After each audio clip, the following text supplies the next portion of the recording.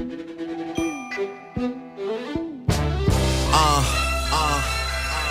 Money. Yeah. Hey guys, welcome to the show. I'm Andrew. I know way too Well, big news in the many people NFL here as right with now Ryan that Tannehill didn't potentially out for the year with that devastating knee injury that he suffered in training camp. The Miami Dolphins have committed to a one-year contract to get Jay Cutler out of retirement, get him out of the broadcasting booth with Fox, and bring him in for 1 year to be their starter. This is a big move for the Dolphins. What do you think of it? Yeah, well, obviously this year before the injury, they were contending for a playoff spot, and this is just a big blow to them. Obviously, this is going to be a second year in the offense for Ryan Tannehill, and I was pretty surprised that their first option was a retired quarterback. I know Jay Cutler and Adam Gase have familiarity with each other, and some say he had his best offensive season with Adam Gase under his coach. And while I think Jay Cutler will add a little bit more explosiveness to this offense, he loves to throw it deep. He's a gunslinger. But in this offense, you don't want to commit too many turnovers, really. And that's one thing that's really plagued Jay Cutler's career, is at times he's forced throws he shouldn't have, and there's been times where people have really called out his compassion, his commitment to the game. And considering last year that he was ready to be done, and now he's coming back, I mean, I think it's not too much of a downgrade, and considering that there is familiarity with both sides, I think this could potentially work. But obviously, I don't think this. I think out of everything that was available, Jay Cutler was the best option. But I'm just not sure if this team is going to be as good as they were going to be. Yeah, well, I mean, we talked about how this is purely an Adam Gase move, I think, in my opinion, because we heard rumors how Adam Gase, right when the injury happened, the first call he made was to Jay Cutler to see if he was willing to come out of retirement, to kind of see if he was interested. And I've been hearing that Adam Gase was kind of pounding the table with management for the Dolphins to say, like, hey, I want Jay Cutler. Obviously Adam Gase really liked Jay Cutler when he worked with him in Chicago. Jay Cutler obviously had one of his better years with Adam Gase as coordinator. And really, Jay Cutler, Adam Gase was really the first offensive coordinator there. Jay Cutler really respected and really connected with, and from a play calling and professional and really personal standpoint. Those two really connected together in Chicago. And we're just going up through the numbers here. In 2015, the 1 year that Jay Cutler had with Adam Gase as his offensive coordinator, he threw for 3,659 yards, which is not spectacular, but in 15 games, it's pretty solid for a run-first team.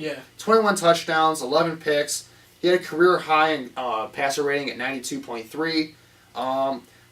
Career high in yards per attempt at 7.5 yards per attempt. And he also completed 64% of his passes. So he was a much more efficient quarterback with Adam Gase as coordinator. And he really helped elevate that Chicago Bears team where, I thought from a talent perspective, they were like a 1-15, 2-14 type of team. And he kind of was a big part of that team going 6-10 that year.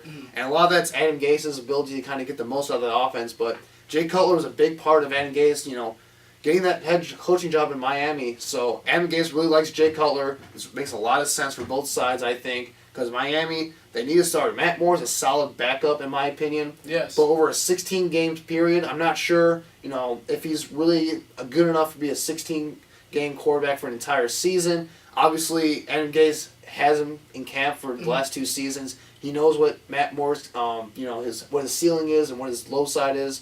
So he obviously thinks that he's not good enough to be their full-time starter. He wanted to get an upgrade there. And personally, I think Jay Cutler might be a slight upgrade for Ryan Tannehill in terms of this season. I think Ryan Tannehill, over the long run, you want Ryan Tannehill. Obviously, he's younger. He's got a lot of talent. But Jay Cutler, I think for just this season, he could be an upgrade. I think health is a big concern for me. He hasn't had a 16-game season in a while, I think. So that's the biggest thing for me is health, whether he can stay healthy. But I think with all the weapons they have, with Jarvis Landry, Devontae Parker, Julius Thomas, Jay Ajayi in that running game will really take a lot of pressure off him. They have a better offensive line than last year. So I think this could work for them. Again, it's not like a huge upgrade or anything. Like you said, he offers a more explosiveness in the passing game with his ability to throw the ball deep. He can move outside the pocket and make plays, when the play breaks down a little bit. But it's going to be about controlling his turnover and staying healthy for me. But I'm not sure if this really it's not going to be a move that puts him over the top, though, in the AFC. Not at all. No. I mean, they're in the same division as the Patriots, so it's Patriots world and everyone else is living in it. They're not beating the Patriots with this move or anything like that, but I think it helps them keep in contention for a playoff spot, in my opinion. Yeah, in my opinion, I felt like this move was just a little bit too forced. I think they could have waited and kind of thought it out more. No, I mean, this man hasn't played football in 6 months. Now, you don't know if he's been in shape, and the season is coming around really quickly. Will Jay Cutler be able to get used to this offense in a month? Moore, their backup, has a lot of playing time, and he's proven he's done pretty well. I think, I would have held on to Moore, given him an opportunity to see what he can do, and if he's really struggling, I mean, Jay Cutler would still be there. Well, if you're going to make this move, you have to make it now, because we have a month until the season actually starts, and you need time for the quarterbacks to really get some chemistry with the wide receivers, get to know the playbook even more, because I'm sure Adam Gase has changed a few things here and there, but it's basically the same offense. Jay Cutler comes in with the standpoint that he already understands the offense, he understands what Gase wants with his play calling, and Gase understands how to get the most out of Jay Cutler, which is also another important factor.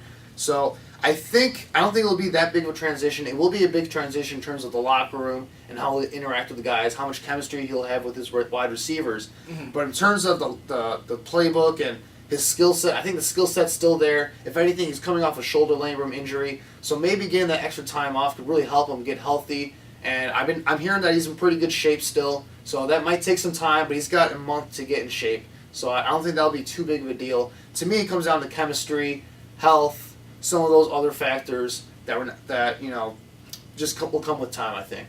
Yeah. Well, that's our thoughts on the Miami Dolphins signing quarterback Jay Cutler. Let us know what you think in the comments below. Yep. Thanks, guys, for watching.